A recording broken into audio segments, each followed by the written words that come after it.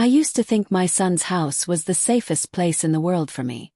Not because of its walls or the neat little garden his wife kept trimmed like a photograph, but because it was his house. His life, the one I believed I had helped him build. When I moved in 3 years ago, it felt temporary. Just until my knee healed after surgery. Just until the loneliness after my husband's passing stopped echoing so loudly in my chest. But weeks blurred into months and months into years, and soon my teacups had their own corner in their kitchen. My books found space on their living room shelf, and the small rocking chair I'd brought from my old house sat by the upstairs window as if it had always belonged there. Ethan, my son, liked having me close, or so I thought. He'd say things like, "It's good you're here, Mom, keeps the place feeling like home." I believed him. I wanted to believe him. And his wife, Clara, always smiled, always offered me tea when guests were around. She called me Janet then. Softly, almost tenderly. But lately, something had shifted. It wasn't one sharp moment, not a single cruel word I could point to. It was in the pauses, in the way Ethan's eyes slid toward Clara before answering me, as though he needed silent permission. In the way Clara began keeping the pantry locked, explaining with a little laugh, "Oh, I just want to keep track of things better. Grocery prices are ridiculous these days." It was in the conversations they stopped having around me. The other morning I came downstairs earlier than usual. The sun was still low, spilling pale light through the blinds. I could hear them in the kitchen, their voices hushed but urgent. "Sooner rather than later," Clara was saying. "It's not about sooner," Ethan replied. "It's about doing it right. She's not going to like it. She doesn't have to like it. It's better for everyone." I stepped back, pretending I'd only just woken, making my footsteps louder as I approached. Clara's smile snapped into place like a mask. Ethan poured me coffee without meeting my eyes. Better for everyone. The word stayed with me all day. That night, I sat in my rocking chair upstairs, the one facing the street. The autumn leaves were piling along the curb, swirling in the wind. From my window, I could see the faint glow of the neighbor's living room. An elderly man watching television alone. His silhouette small in the big armchair. I thought about my own house sold years ago. I had told myself it was too big for one person, too full of memories I wasn't ready to carry. But I also knew I'd sold it to help Ethan with his first business loan. I told myself that's what mothers do. They give, they adjust, they make space for their children's lives to grow, even if it means shrinking their own. I wrapped the knitted shawl around my shoulders and closed my eyes, letting the creak of the rocker steady me. But the words from that morning kept coming back. Better for everyone. And for the first time I wondered if they were talking about me. 2 days later, Clara left a brochure on the kitchen counter. It was glossy, heavy paper, the kind that smelled faintly of ink when you turned the pages. On the cover, a smiling older couple strolled hand in hand along a sunlit path lined with flowers. Willow Grove, a community for your golden years, the title read in looping script. I stood there with my tea cooling in my hand, staring at it. "Clara," I called into the living room. "Is this yours?" She appeared almost instantly, a little too quickly, as if she'd been waiting for me to notice it. "Oh, yes, I picked it up at the market yesterday. They had a little booth set up. It's such a beautiful place, Janet. I thought you might like to see it." I turned a page. There were photos of a sparkling dining hall, people laughing over wine, a heated indoor pool. It looked more like a resort than anything else. "It's a retirement community," I said flatly. Her smile didn't falter. "Yes, well, more than that, it's a lifestyle. They handle all the cooking, cleaning, even transportation. You'd have your own apartment, of course. Lots of privacy." I closed the brochure and set it on the counter. "I'm fine here." "Of course," she said lightly, though I caught the faintest flicker in her eyes. "I just thought you might want options." That evening, Ethan came into my room after dinner. He leaned against the doorframe the way he used to when he wanted something as a boy. Extra allowance, a ride somewhere. "Mom," he began. "Clara mentioned she showed you Willow Grove?" "Yes," I said. He nodded slowly. "It's nice. I mean, you'd have your own space, people your age around, activities. And we'd visit all the time. All the time, I echoed, my voice as even as I could make it. He shifted, rubbing the back of his neck. It's just that, we've been talking and we think maybe it would be better for everyone if you had a place that's, more suited to your needs. There it was again. Better for everyone.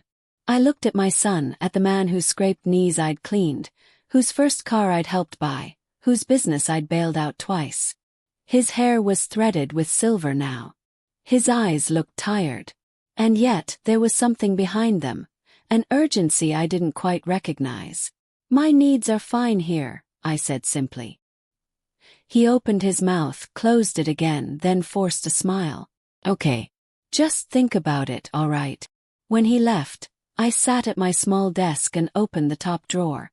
Inside, neatly stacked, were envelopes tied with a faded ribbon, letters from my late husband, old family photos, and beneath them, a thick manila folder with documents I hadn't touched in years.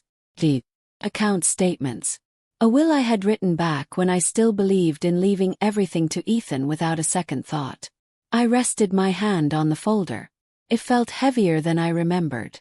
Outside, I could hear Clara's voice drifting up from the living room, warm and bright as she spoke to Ethan about dinner plans with friends.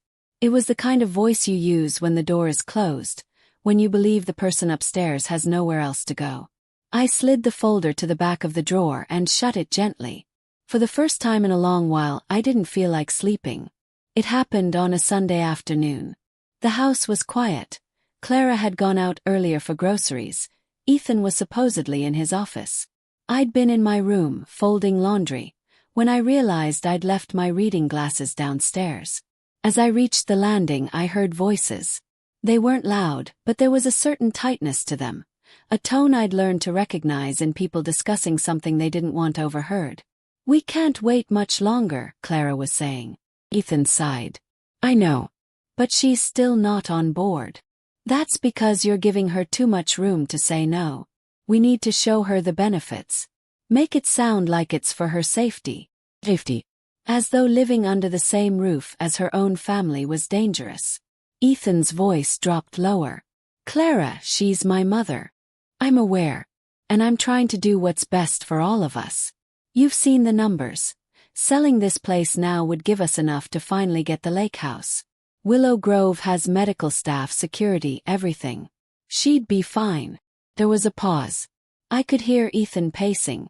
The floor creaked in that familiar way near the window. She'll take it badly, he said at last. She'll get over it, Clara replied, her tone almost dismissive. People her age adjust faster than you think once they realize they don't have to do anything anymore. People her age. I stepped back, my hand gripping the banister until my knuckles ached. I knew I shouldn't listen, but I couldn't move, not yet. Clara continued. The timing is perfect. The market's still high, and once we put the house up for sale, we can move quickly before she changes her mind. She hasn't agreed to anything, Ethan reminded her, but there wasn't much weight in his voice. Then we'll help her see reason, Clara said. The sound of the front door opening startled me. I realized Clara must have been on her phone earlier, not out of the house at all. I moved quickly, pretending I'd just come down for a glass of water. Oh, Janet, she said brightly, her grocery bag swinging at her sides. You startled me. Just looking for my glasses, I murmured. She smiled in that careful way she did now, as if every expression were measured. I think I saw them on the kitchen table. I found them exactly where she'd said, but my hands were shaking too much to put them on right away. That night, after they'd gone to bed, I sat at my desk with the manila folder again. I took out the will, the property documents, the account statements. My late husband's handwriting was still there in the margins of one form, a note about never signing without reading twice. I spread the papers across the desk, the soft shuffle of them sounding louder than the house itself. In the hall outside my door, a floorboard creaked. I froze, waiting for a knock. None came. I gathered the papers back into the folder and placed it under the false bottom of the desk drawer, a little compartment I'd had built years ago, back when Ethan was still in high school and I believed in hiding only birthday presents. Tonight it felt like hiding myself. Clara knocked on my door just before lunch. Her voice was bright, rehearsed. "Janet, are you dressed?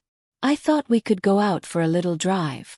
I opened the door, smoothing the front of my cardigan. "Where to?" "Oh, nowhere far," she said, her smile carefully casual. "Just thought you might enjoy a change of scenery.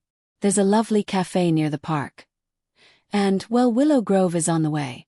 We could stop by for a quick look." "No pressure." I studied her for a moment.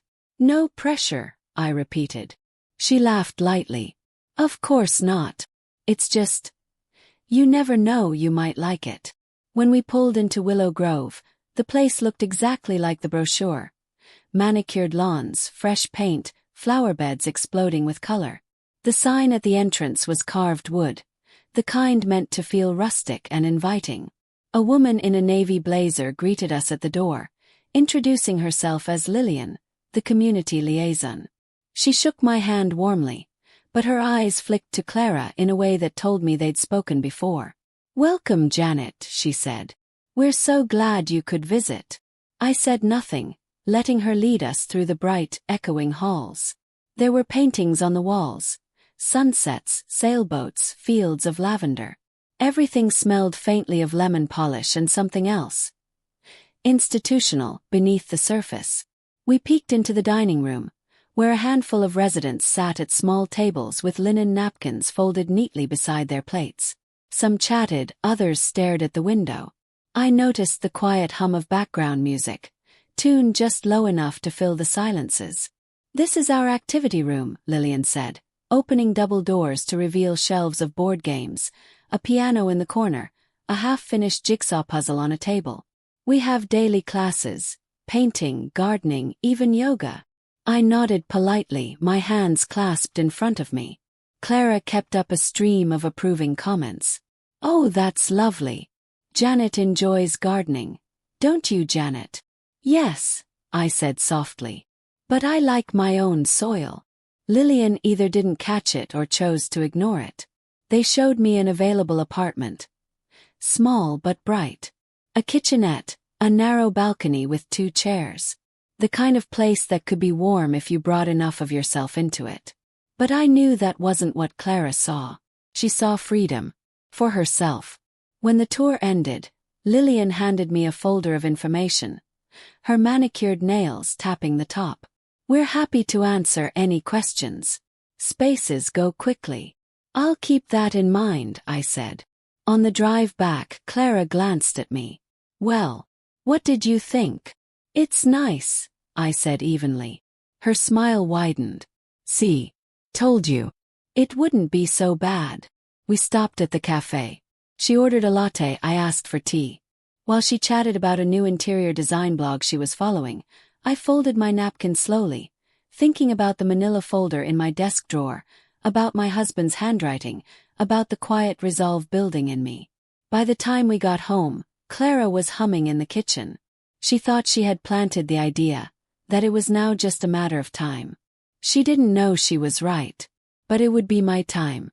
And my terms. The following Wednesday, I took the bus into town. It had been years since I'd walked the old brick-lined streets alone.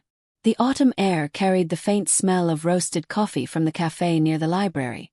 And for a moment I almost forgot why I was there. Almost. I stopped in front of a narrow building with gold lettering on the glass door. Harper and Associates, Estate and Property Law. Inside, the office smelled faintly of paper and lemon oil. A young receptionist looked up from her desk. "Can I help you?" "I'm here to see Mr. Harper," I said. She nodded. "He's expecting you, Mrs. Ward." Daniel Harper had handled our affairs since before Ethan was born. He'd seen me through the sale of our first home, the drafting of our will, the transfer of certain investments. His hair was thinner now, but his handshake was still firm, his eyes still sharp. "Janet," he said warmly. "It's been too long." I sat across from him, my hands folded neatly in my lap. "Daniel, I need to make some changes. Quiet ones." He studied me for a moment before nodding slowly. "All right. Tell me what's on your mind." I told him about updating my will, about removing Ethan as sole beneficiary, about creating a living trust that would support a few charities and a scholarship in my husband's name. A modest allowance for Ethan, yes, but nothing he could leverage. And the house, he asked. It stays in my name until I decide otherwise. No one touches it. He jotted notes in his tidy handwriting. Do you want these changes to be immediate? Yes, I said without hesitation. He looked at me over the rim of his glasses. Janet, you understand this will create tension. They're already making plans for my life, I replied evenly. I'm simply making plans for my own. For a moment he just nodded, then began pulling forms from a drawer. We went through each document line by line. He explained the clauses, I initialed and signed where needed. My pen moved steadily. My hands did not shake. By the time I left, the papers were in motion. Harper promised me copies by the end of the week. I walked down the street and stopped at the park. The benches were damp from the morning rain, so I leaned against a tree, watching the leaves drift down like slow-moving embers. In my purse, the folder of new documents felt heavier than it should. I thought about Willow Grove, about the balcony with its 2 chairs, about the quiet there, not the silence of being alone, but the kind of quiet you can choose.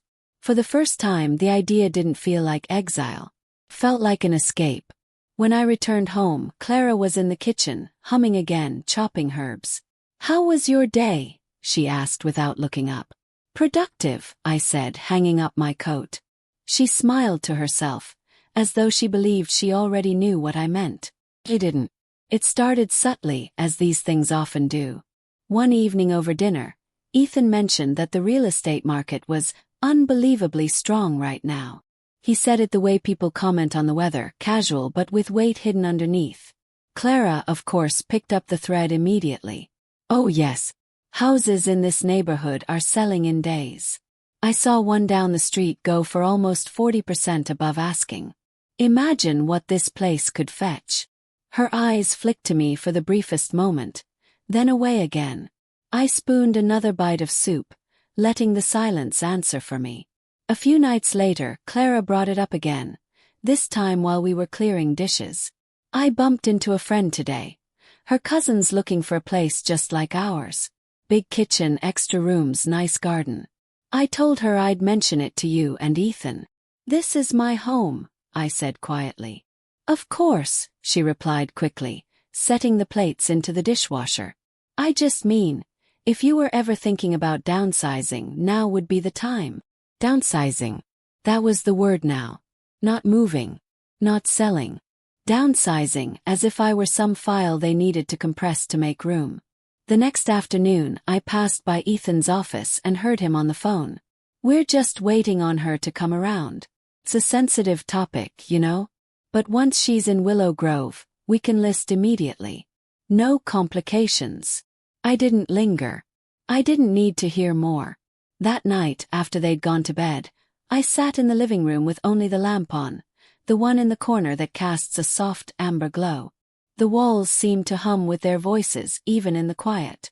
I traced the grain of the coffee table with my fingertips, remembering the day my husband and I bought it, fresh out of the truck from the woodworker's shop. I thought about how many times I'd heard laughter in this room. How many evenings we'd spent here reading side by side. The idea of strangers living in it, tearing out the shelves, repainting the walls, might have hurt me once. Now it just felt inevitable. And that was fine, because they wouldn't get it. The house would be sold when I decided, to whom I decided, and on terms they'd never see coming.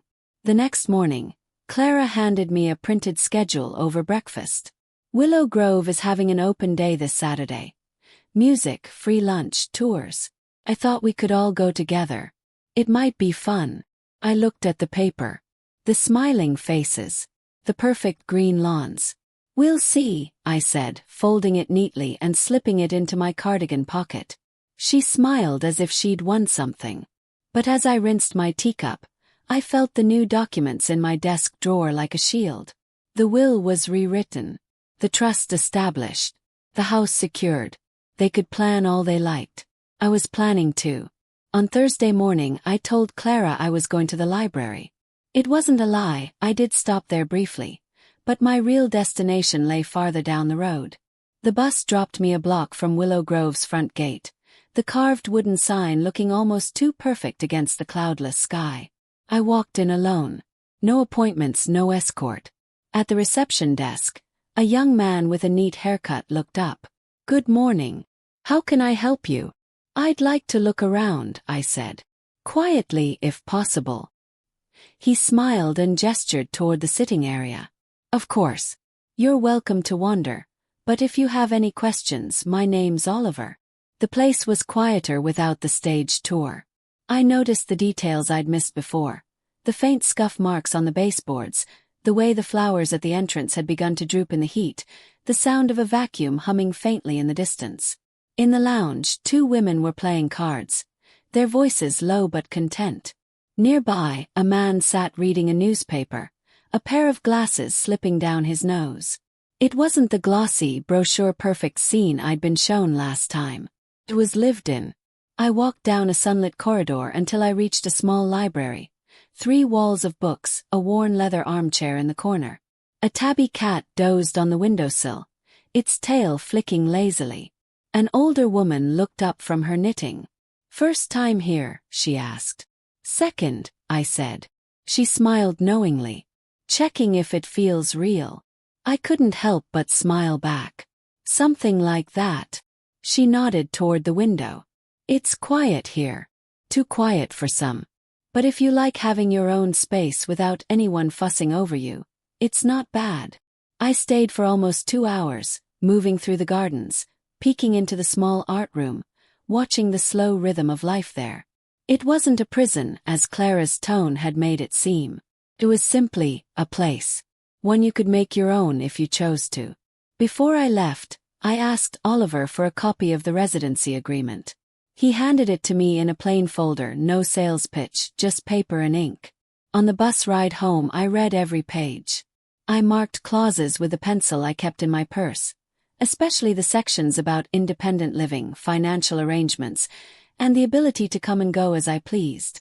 By the time I reached my stop, the decision had settled in me like a stone finding its place at the bottom of a river. When I walked through the front door, Clara was in the kitchen arranging flowers. "Library busy today?"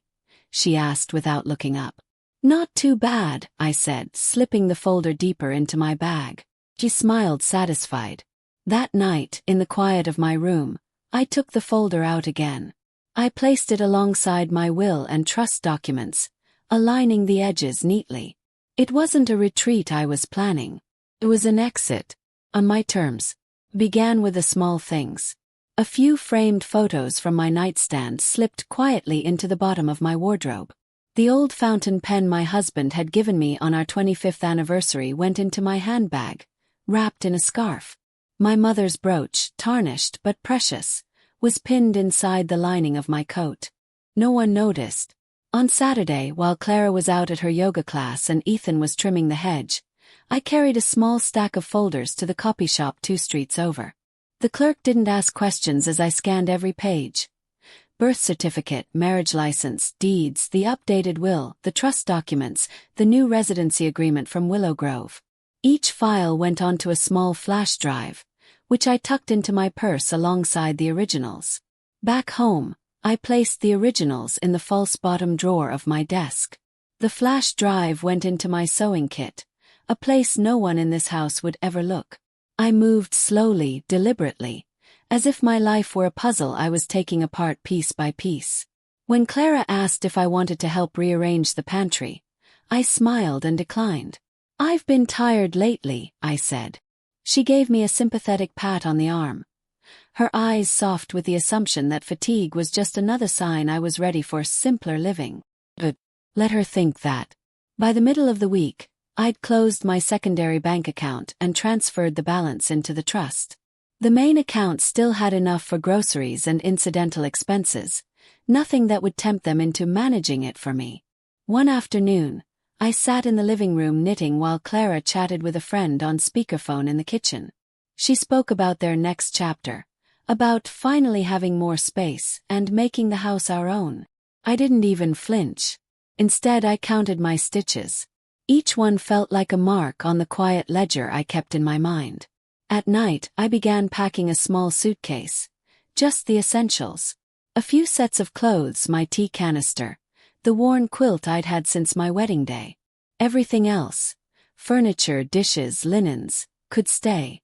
It wasn't worth carrying the weight of objects that had already been claimed in their minds. When Ethan knocked on my door one evening to ask if I'd thought more about Willow Grove, I smiled faintly. "I have," I said. His shoulders relaxed. "Good. Maybe we can." "I'll let you know when I'm ready," I interrupted gently. He hesitated, but he nodded. I closed the door behind him, leaning against it for a moment. My heart was steady. The next morning I called Oliver at Willow Grove and asked about available move-in dates. "We could have you settled within 3 weeks," he said. "Would you like us to arrange the transport of your things?" "No," I told him. "I'll bring what I need myself." When I hung up, I stood in the center of my room, looking around at the life I'd lived here. 3 years of being a guest in my own son's house. It was almost over. By the end of the month, their language had changed. It was no longer if I moved, but when. At breakfast, Clara mentioned that she'd started looking at movers, just in case. That afternoon, I overheard Ethan on the phone with someone from a real estate agency, casually confirming a time for the initial walkthrough. They didn't even bother to ask me anymore. One evening, they sat together in the living room, laptops open, talking about paint colors for after. I sat in my rocking chair by the window, knitting in the lamplight, as if their words were nothing more than background noise. "And once the place is listed, we can put an offer on the lake house right away," Clara was saying. Ethan nodded.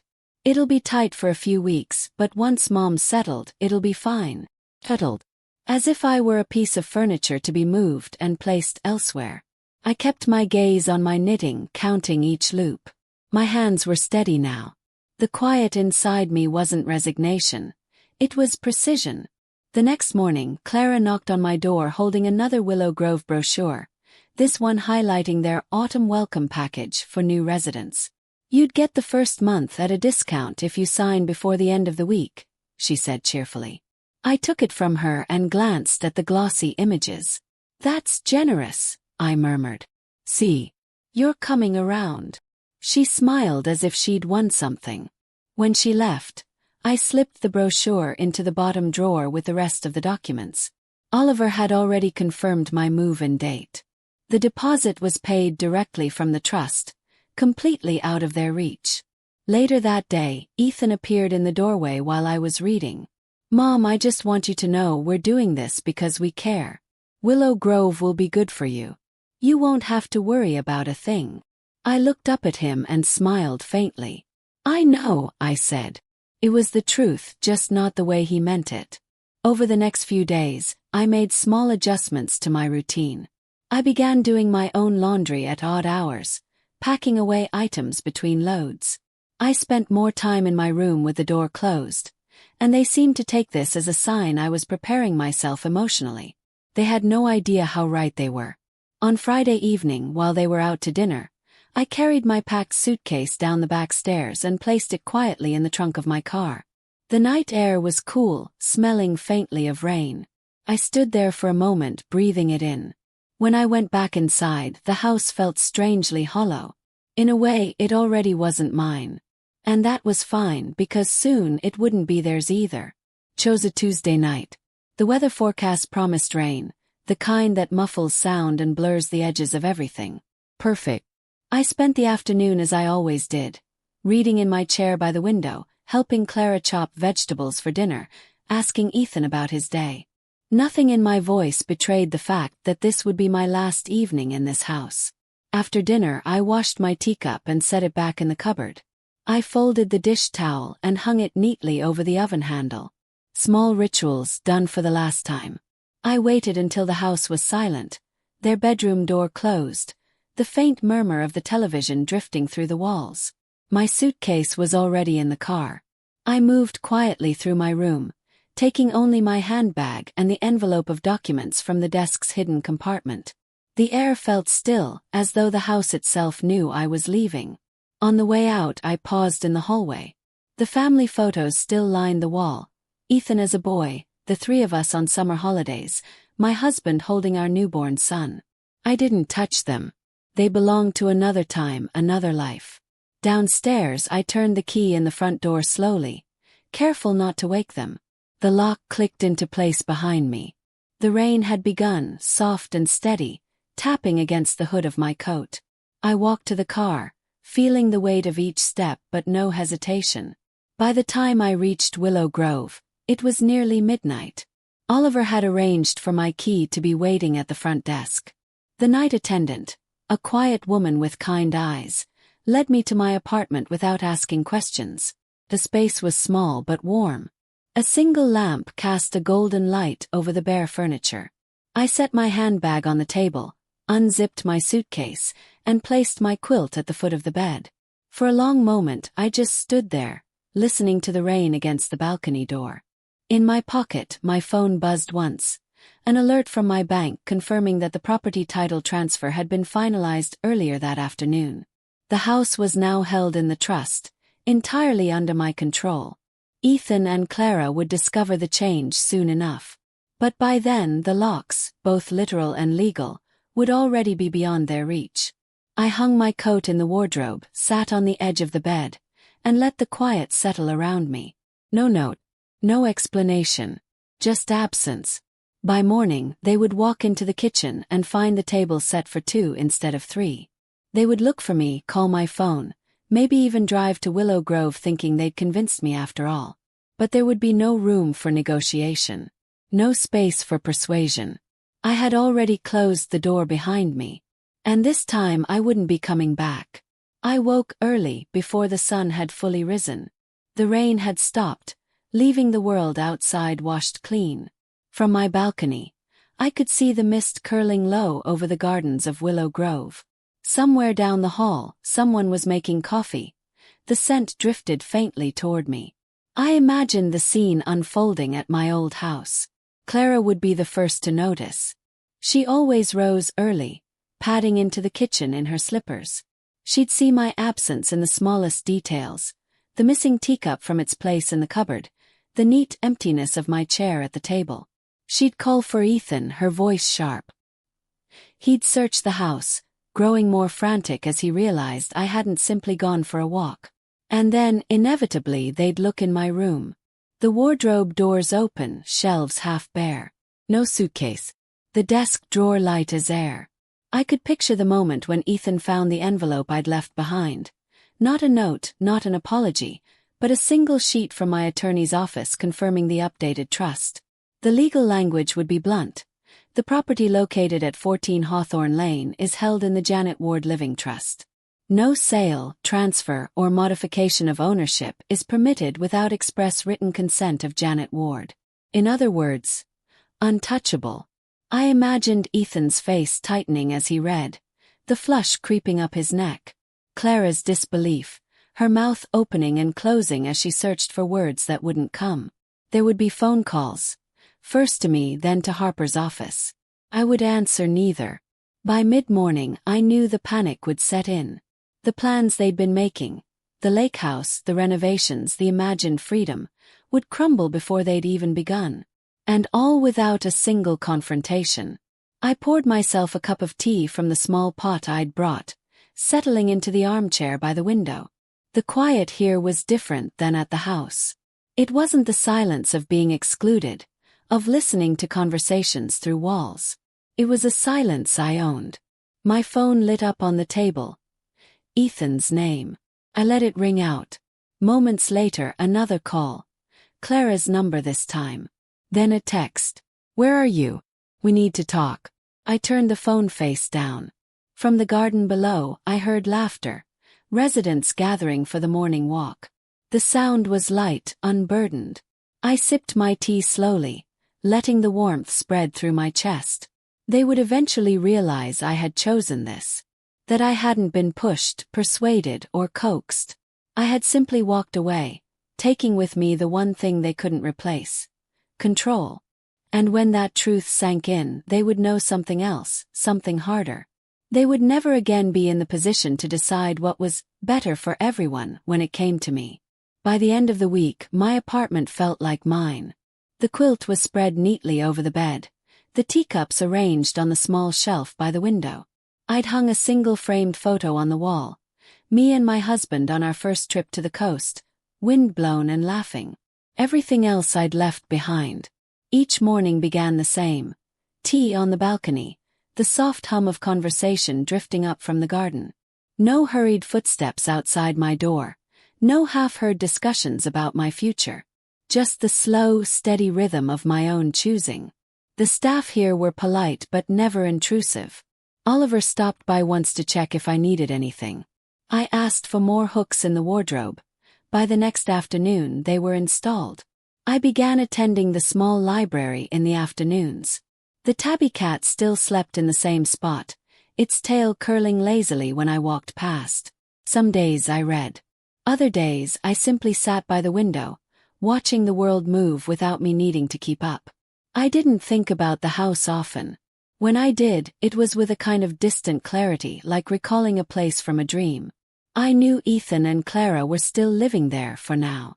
I also knew they couldn't touch it, couldn't sell it, couldn't twist it into part of their plans. They had called twice more. Both times I let the phone ring. The silence between us was not an absence. It was a boundary. One evening, as the sun dipped low and the garden lights came on, I sat on the balcony with a notebook. I began writing. Not letters, not explanations, just fragments of memory I wanted to keep. My husband's laugh. The smell of bread baking on winter mornings. The way Ethan used to fall asleep in the car when he was a boy. His head heavy against my arm. I wrote them for myself, not for anyone else. Some things are too precious to hand over, even to memory. When I closed the notebook, I felt no anger, no sadness. Only a quiet certainty. I had given them decades, my time, my care, my trust. And when they decided those things were not enough, I took back what was still mine. It wasn't revenge. It was balance. The moon rose, silver and steady, casting light across the balcony floor. I finished my tea, carried the cup inside, and turned out the lamp. Tomorrow would be another quiet day. My day. And somewhere across town, in a house they'd thought was theirs, my absence would still be felt, not as a loss they could mend, but as a truth they could no longer change.